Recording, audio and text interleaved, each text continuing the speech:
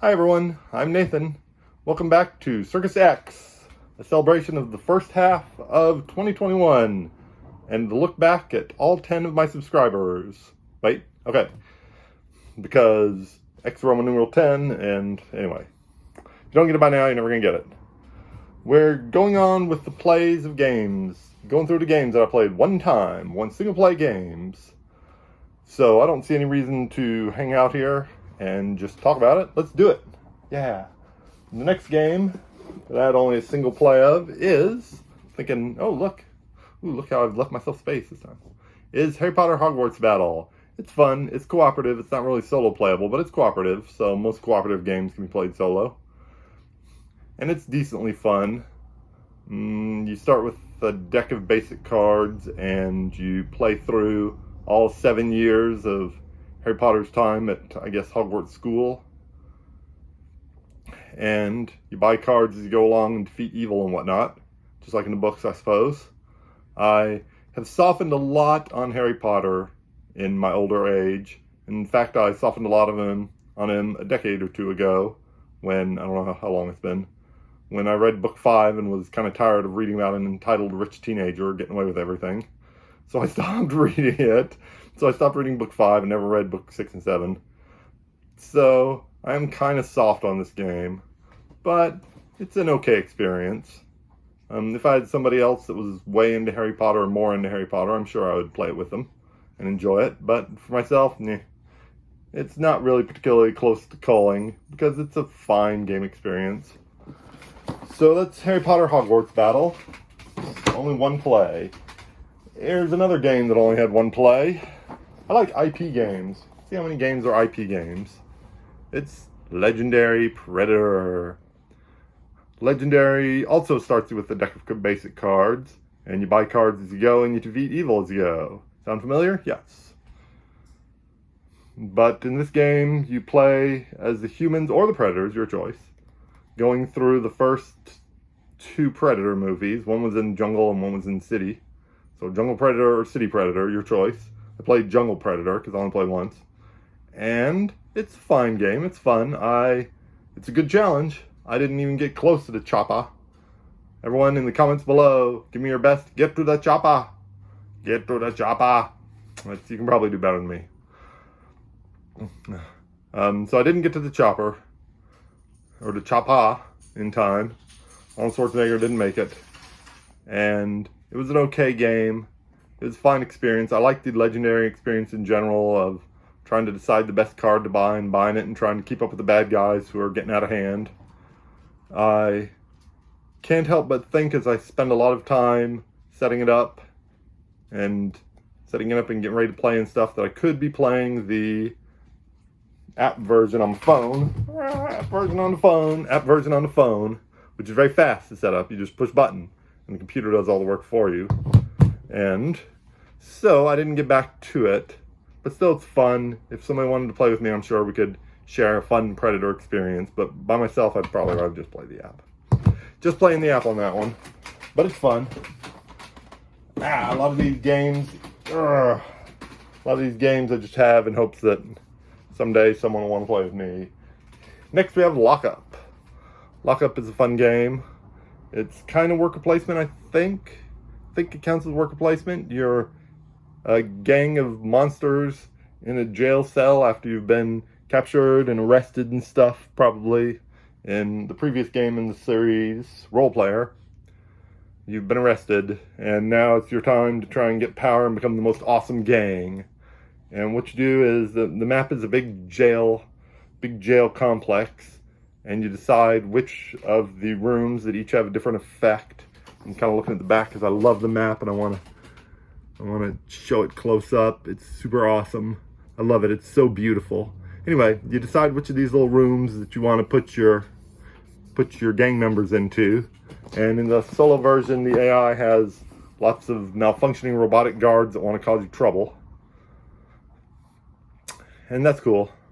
It's a lot of fun to try and, gather the resources and make cool items, and I don't know what else you can do. Make friends along the way.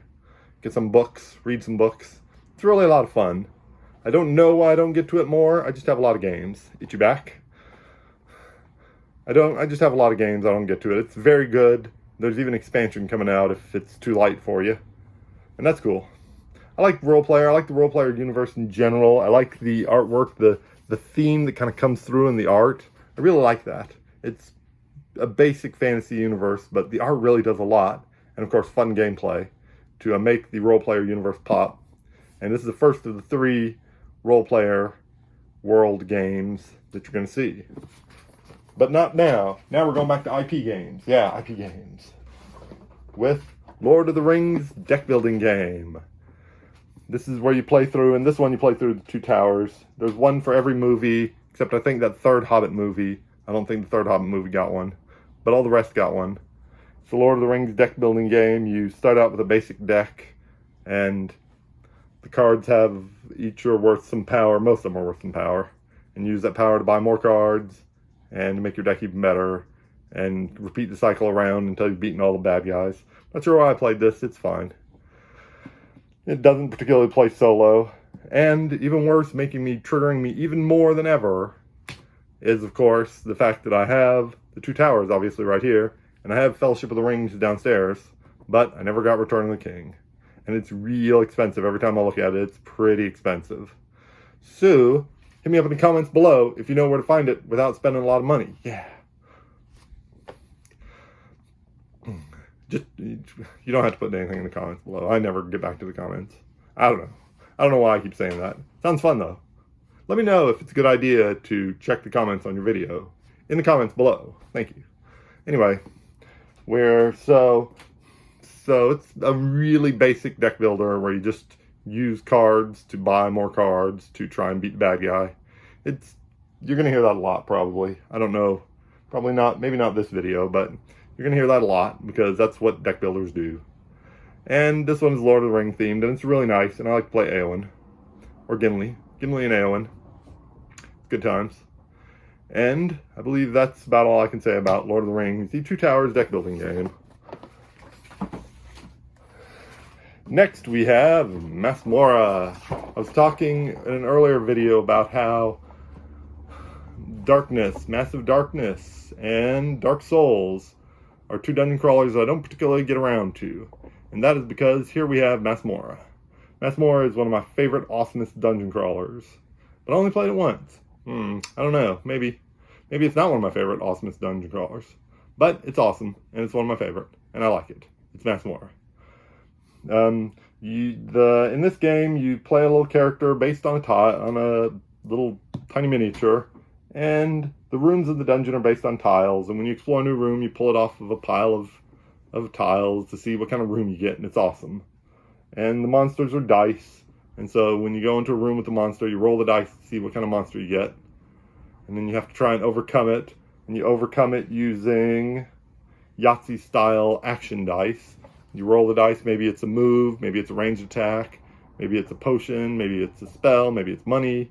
It's been a while. It's been a while and I only played it once. And I like it, I just don't get around to it. I don't know. I'm messing with my hair. It's about time for a shave.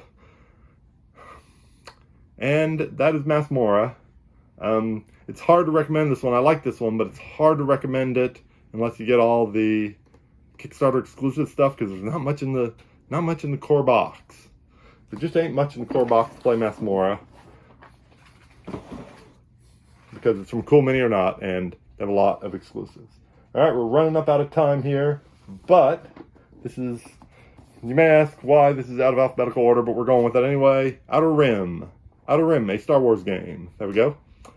Outer Rim is super fun. The concept is super fun. That's running around the universe. I'm adjusting. There we go. Outer Rim is about rolling around the universe, the Star Wars universe, in your cool ship. You start out with a generic ship, but you can buy a cool ship later if you earn enough money. So save your money and get a cool ship and roll around the universe, making a living, making a reputation for yourself. It's really fun. It's neat. Once you get in there and get going, you can run cargo, run illegal cargo. You can do iffy jobs.